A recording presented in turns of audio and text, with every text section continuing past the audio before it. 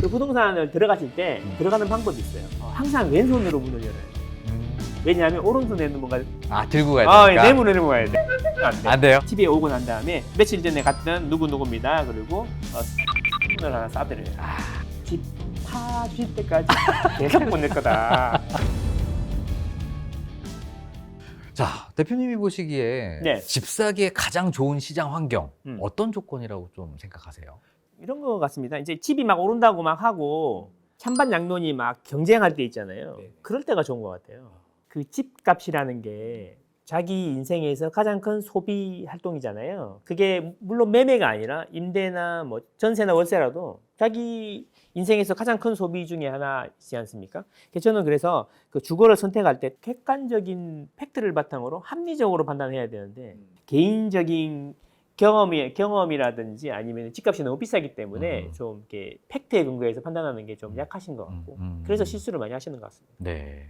요 책에서 보면 네. 그 집값은 장기적인 이슈에 따라 움직인다라고 네. 이렇게 써주셨더라고요. 네. 여기서 말하는 장기적인 이슈는 구체적으로 좀 어떤 걸 의미할까요? 저는 공급이라고 생각합니다. 공급? 그리고 그 시기마다 이제 금리에 따라서 폭이 달라지는 거죠. 조금 어렵게 이야기하면 여기 책에서도 나오는데 수익의 관측 시기를 정해야 된다.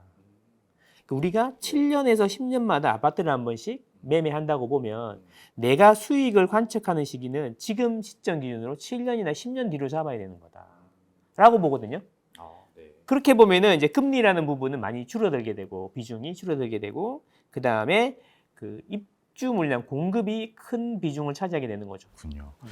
그 하나 좀 궁금한 게 네. 이제 아파트 네. 이제 결국엔 주거 이제 상품 중에 아파트를 주로 말씀을 하셨는데 네. 이제 비아파트도 있는 거잖아요. 그렇죠. 빌라라든지 아니면 뭐 요즘 오피스텔, 아파텔 같은 경우 네. 아파트만 유효한 건가요? 아니면 다른 비아파트 유형도 괜찮은 건가요? 비아파트 유형은 그 크게 좋은 퍼포먼스를 내기 힘들다 네. 생각합니다. 왜냐하면 일단 그 오르는 순서가 있지 않습니까? 선호도에 따라 다른 건데 아파트를 제일 선호하고 아파트가 충분히 올라서 더 이상 손댈 수가 없다. 그러면 이제 그 이후에 비아파트 쪽으로 흘러가게 되고 제일 마지막에는 빌라 시장까지 흐름이 전파되고 보통 그 정도 되면은 전체적으로 유동성이 다 퍼졌기 때문에 인플레가 강하게 오게 되고 그래서 한국은행이나 중앙은행에서 금리 개입을 하기 시작하면서 금리가 올라가고 다시 다운타임이 오지 않습니까? 다운 사이클이 오지 않습니까? 그래서 항상 이제 뭐냐면 비아파트도 수익을 충분히 낼 수가 있죠. 작은 돈으로 큰 레버리지를 일으켜서 수익률을 극대화할 수 있는 시기가 분명히 오는 건 맞는데 그거는 고수의 영역인 것 같아요. 그죠? 곧 언제 다운 사이클이 올지 모르는 불안함을 가지고 들어가게 되는데 문제는 수익을 이제 인마이 포켓 해야 되지 않습니까? 매도를 해야 돈이 들어오지 않습니까? 근데 매도는 우리나라 세법 기준으로 2년 이상 들고 있어야지 효율이 극대화된다는 거죠. 비과세가 되든 일반 세율이 되는데 1년이나 2년 내에 매도하게 되면 아시겠지만 단기 세율이 너무 세기 때문에 그러면 내가 비아파트를 지금 사갖고 2년 뒤에 엑시스를 할 수 있겠냐라는 이야기인데 보통 비아파트라든지 이제 끝단에 있는 상품들이 오를 때가 되면은 곧 다운 사이클이 임박했다라고 보시는 게 맞죠. 그래서 이게 고수의 영역이라서 저는 추천드리지는 않습니다. 숫자로 규제하는 게 계속 남아있기 때문에 더 힘든 것 같아요. 주택수에 포함되는 발목을 잡는 거죠. 중요한 시기에. 그런 것도 있는 것 같습니다. 네. 자, 우리가 뭐 직장인이나 신혼부부나 그리고 혹은 학부모 입장에서 내 집 마련에 대한 어떤 기준들은 다 다를 것 같아요. 네네. 그 수요층이 다름에 따라서 어떤 우선순위나 기준 같은 게 조금 어떻게 봐야 될 게 뭐가 있을까요? 제일 기본으로는 이제 직장인이나 음. 신혼부부 같은 경우에는 이제 역세권 위주로 많이 보죠. 교통을 역세권. 많이 보시는 거죠. 서울 같은 경우에는 정치성을 보장하는 지하철, 그 라인이 중요하지 않습니까? 근데 시간이 지나면서 이제 아기가 생긴다든가 자산이 축적이 되게 되면 좀 더 좋은 곳을 원하게 되죠. 그러면서 이제 서서히 이제 학군지로 가게 됩니다. 학군지를 선택하게 되는 것 같아요. 근데 아까도 말씀드렸지만 그동안에 이제 자산을 축적한 시간이 길어졌기 때문에 이제 좀 고가 시장을 보게 되는 거죠. 직장인이나 신혼부부일 때는 역세권 소형을 보시는 게 맞고 그리고 시간이 지날수록 학군지 위주로 보시는 게 맞다라고 생각합니다. 네. 출퇴근 그리고 뭐 학군, 입지 결국에는 비싼 곳들이잖아요. 그쵸. 그죠? 네.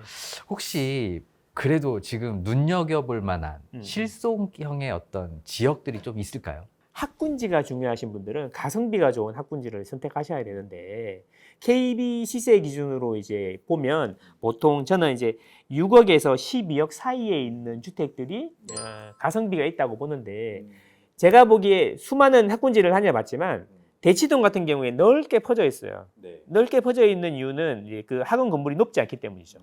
밀도가 낮기 때문에 숫자를 많이 채우려면 넓게 퍼뜨려야 되는 거잖아요. 근데 그 밀도가 되게 높은 곳이 딱 두 군데가 있어요. 거기가 평촌 학원가하고 중계동 학원가입니다.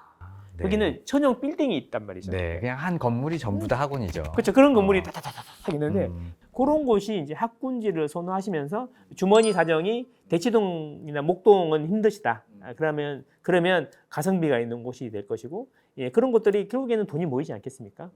추가로 이제 평촌이나 중계동 같은 경우에는 노후계획도시특별법 또는 재건축 이슈가 이제 불거질 때가 딱 됐으니까, 예, 이제 그거랑 맞물려 가지고 어차피 장기 거주해야 되니까 학군지에는 한번 폭발할 시기가 오지 않을까 저는 그렇게 생각합니다. 아, 그렇군요.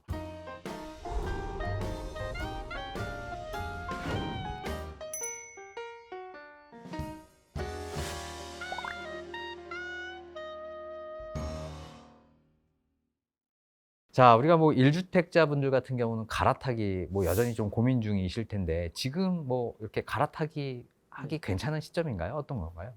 뭐 음. 그 반복되는 이야기인데 그러면 앞으로 집이 오를 것 같아요? 아닐 것 같아요? 라고는 이야기인데 저는 네네. 이제 그 슈퍼 사이클을 주장하는 사람으로서 언제든지 괜찮다. 괜찮다. 언제든지 괜찮다라고 하고 지금 약간 소강 상태인데 음. 소강 상태일 때 더 미리 선점하는 게 좋지 않을까 이런 말씀을 드렸어요. 저는 올해도 여전히 만약에 여러분들이 내 집 마련하시거나 갈아타기 하실 곳이 서울권이라고 하면 올해 사지 않으면 또 내년에 후회하실 거다.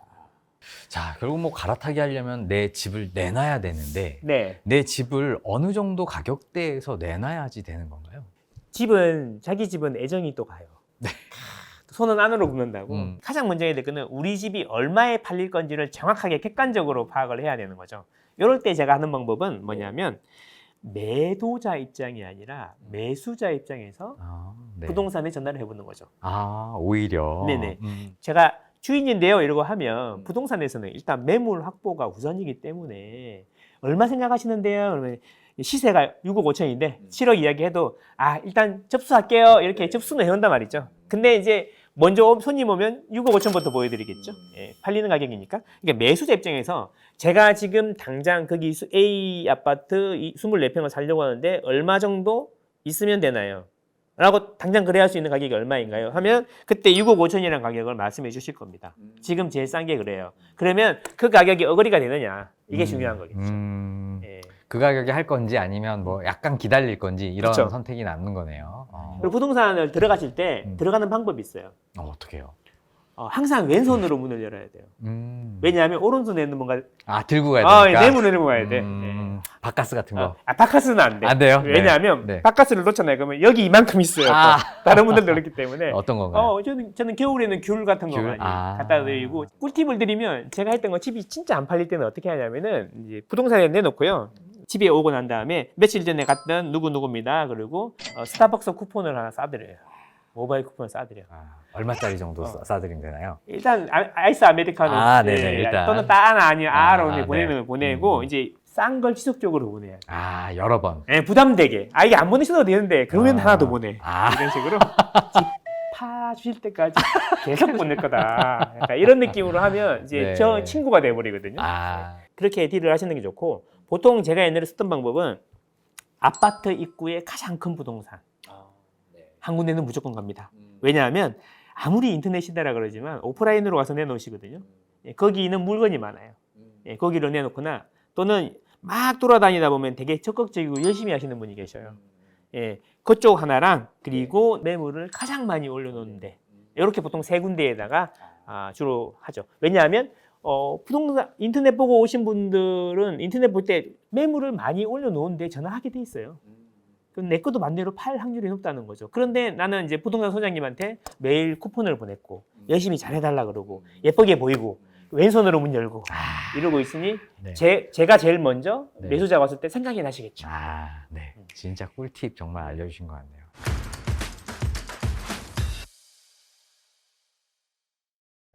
자, 우리가 갈아타기 할 때 보통 좋은 지역을 이렇게 가는 거는 오케이.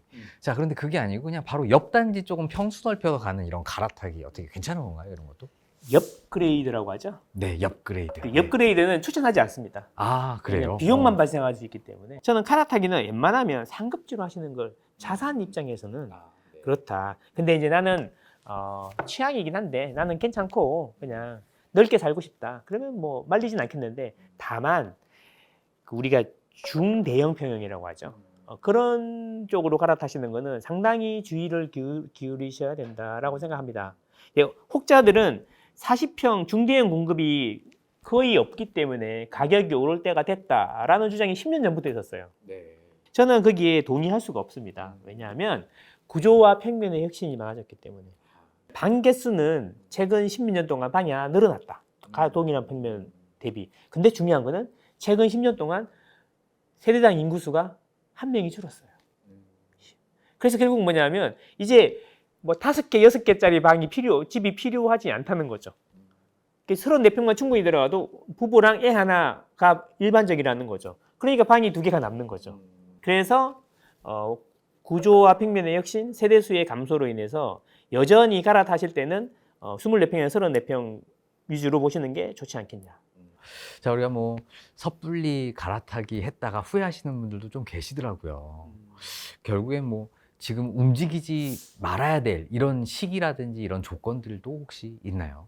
앞으로 집이 이제 오를 거냐 내릴 거냐의 문제인데 서울권에 메인 입지라 그러면 결국에는 출렁임이 있겠지만 회복 속도도 빠르고 장기적으로는 우상향을 하겠죠.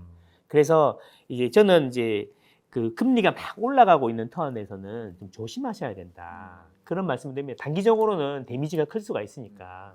근데 이제 길게 보고 우상향을 할 거라고 보면 저는 이런 이야기 하는 거죠. 이게 2채, 3채, 4채는 다주택자가 아니라 보통 1주택이시니까 지금 여러분들이 집을 꼭 사야 되시는 분들이 있잖아요. 그러면 본인이 산 집이 대출 껴있다면 특히 대출 이자가 2배로 늘어나도 괜찮다면 해도 된다. 꼭 사야 된다면.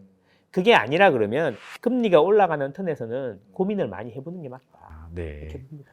금리 상황에 따라서 그렇죠. 이렇게 결정하는 게 좋다. 공급이 이미 3년치가 다 정해져 있으니까. 네, 그 공급은 항상 중요하게 생각해야 되고. 그렇죠. 자, 오늘 뭐 많은 이야기, 인사이트를 좀 전해주셨는데 저희 구독자분들께 혹시 마지막으로 좀 조언해 주실 부분이 있으면 한번 한 말씀 좀 부탁드리겠습니다. 네, 그 인생을 살면서 집은 필수제니까 자본주의 사회에서 돈이 계속 늘어나는 상황에서는 자산을 취득하시는 게 맞다. 그리고 물론 집이 비싼 건 다 충분히 이해하는데 월급을 500을 받으면 이자가 200이면 200을 덜어놓고 300으로 어떻게든 살라고 하지만 내가 500을 받는데 빚이 없으면 그냥 어떻게 쓰다가 남은 걸 저축하게 된다는 거죠.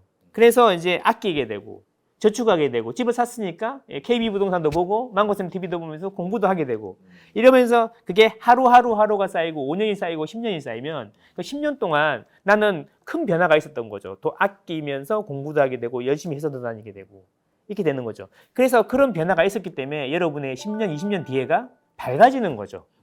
오늘의 자신을 바꿔야지 내일의 자신이 바뀐다는 생각을 하시고 천천히 기다릴 줄 아는 지혜를 가지시면 반드시 성공하실 거다.